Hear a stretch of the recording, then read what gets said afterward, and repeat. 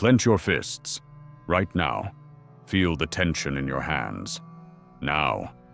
Let it go. We spend our entire lives holding on to a ghost. The exhausting, heavy belief that if we are just good enough, fair enough, kind enough, the world will eventually reward us. But look around. Look at your own life. Welcome to the Mind Architect, where we build iron minds and design clear lives. Hit subscribe right now if you are done playing the victim and are ready to claim your space without apology.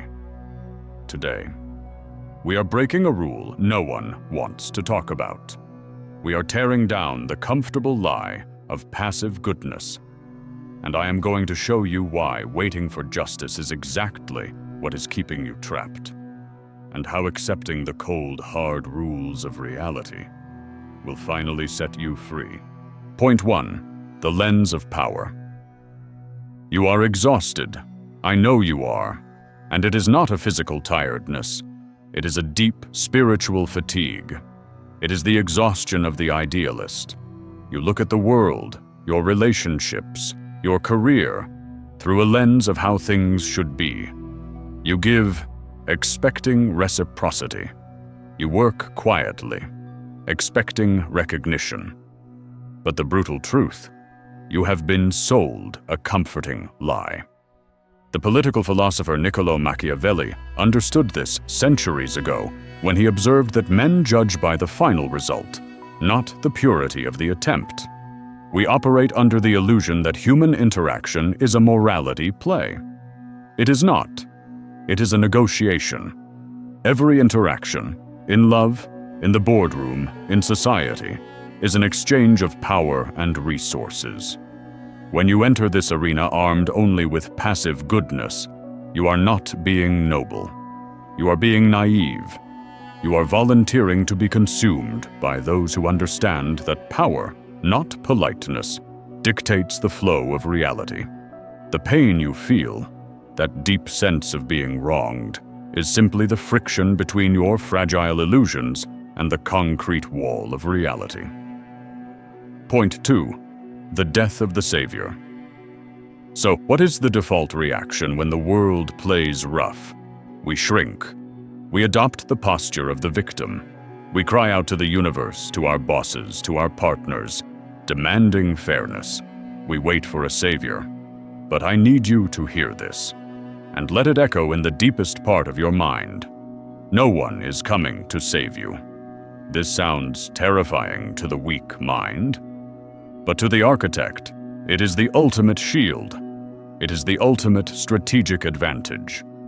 When you finally kill the hope that someone else will fix your life, you undergo a massive psychological shift.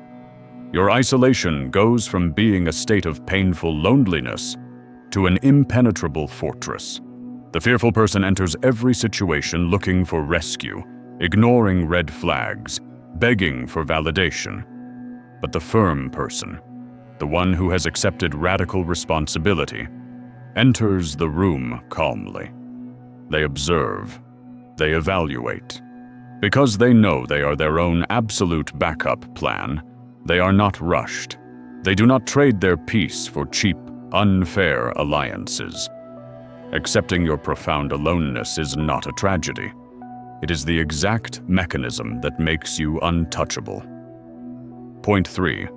Cause and effect metrics. Once you stop waiting for rescue, you have to face the next brutal metric of the real world, the death of "I tried." We live in a culture infected by the disease of the participation trophy. We romanticize the struggle. We say, well, my intentions were pure. Listen to me. Intentions are the counterfeit currency of the weak. The real world operates strictly on cause and effect. History does not care how hard you rowed if you still sank the boat. This sounds cold, but it is deeply liberating. Why? Because the moment you stop defending your effort and start measuring your execution, you take back control of your time and your destiny. You stop wasting years in dead-end jobs or toxic relationships hoping your good heart will eventually pay off. You look at the cold data. Is this working? No. Then I cut it. You reclaim your autonomy. The Roman philosophers understood that time is the only non-renewable resource. Operating on cause and effect stops you from bleeding your most valuable asset on the altar of good intentions. You execute, you measure, you pivot, you win. Point 4. Memento Mori. To maintain this level of cold, beautiful execution, you need a furnace. You need a mental forge to burn away the procrastination and the endless mental noise. And there is no hotter forge than the acute awareness of your own scarcity. I am talking about your death. Do not look away from this. We avoid thinking about our mortality because it makes us uncomfortable. But the strategic architect uses death not as a morbid shadow, but as a blinding spotlight. When you truly internalize that your clock is ticking down, that every breath brings you closer to an absolute end, drama becomes irrelevant. The opinions of people who do not matter become background noise. You stop delaying your life for the perfect moment that will never arrive. This discomfort is a tool. It silences the distractions. It forces you to hear your own true voice. It is the ultimate antidote to hesitation. When death is standing over your shoulder, you do not have the luxury of playing small. You execute with absolute urgency and lethal focus. Point 5. Filtering external threats. And as you move with this new urgency, you must learn to identify the real threats. The idealist thinks the enemy is the obvious villain, the aggressive boss, the openly cruel partner. But the architect knows the real danger is much more subtle. The most toxic threats are often wrapped in the warm, comforting packaging of affection and validation. I am talking about the people and the environments that validate your weakness. The ones who tell you, you did your best, the world is just unfair. They feed your victimhood because it makes them feel safe in their own mediocrity. By accepting the brutal truths of reality, you automatically establish a massive, non-negotiable boundary. You filter out these threats. Standing firm in the cold truth acts as a natural repellent to those who feed on illusions. You protect your vital energy. You stop trying to convince people who are committed to misunderstanding the game. You simply leave them behind, safely insulated from their comforting, toxic lies. Point 6. Virtus ex fortuna. I know this transition is jarring. Stripping away the fairy tale hurts. Walking into the cold wind of reality is a shock to the system. But if you can endure this initial silence, if you can stand in the chaos without begging for a blanket, something incredible happens.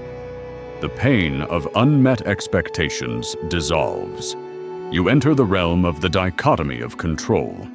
You realize that the chaos of the world, the economy, the betrayal of others, the random cruelty of chance is completely outside your grasp. The Stoic philosopher Epictetus laid down the ultimate law. We cannot choose our external circumstances, but we have absolute dominion over our response. By abandoning the desire to control the uncontrollable world and redirecting 100% of your furious energy into your own mind, your own skills, your own execution, you find true completeness. You stop begging for external fairness because your internal structure is made of iron. Emotional beggary becomes mathematically impossible.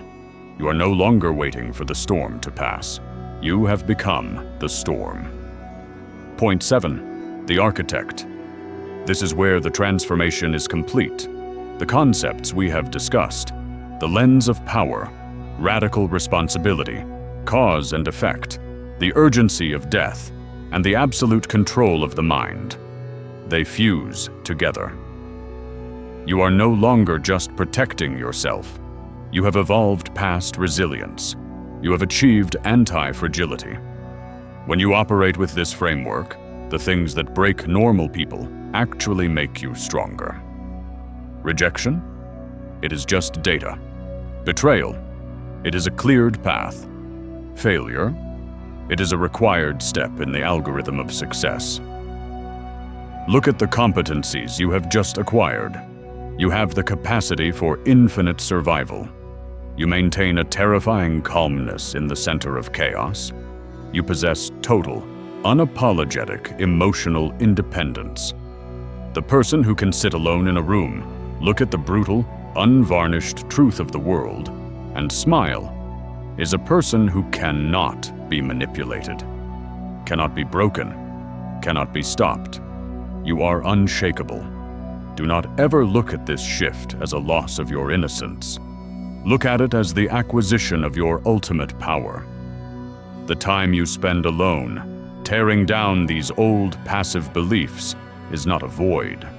It is the most critical, powerful period of reconstruction in your entire life. You are shedding the skin of the victim. And from this day forward, if you choose to let someone into your life, if you choose to build a business, if you choose to fight a battle, you will do it from a place of absolute freedom, not from fear, not from a need to be saved, but because you are the architect of the board. If this message woke something up inside you, if you felt the shift from passive waiting to active power, then solidify that action right now. Hit the like button to signal to the algorithm and to yourself that you choose reality over illusion. Share this with the one person you know who is tired of playing by the wrong rules. And hit subscribe, because here at The Mind Architect, we don't do comforting lies. We build. Live high, live strong, live real. I will see you in the next one.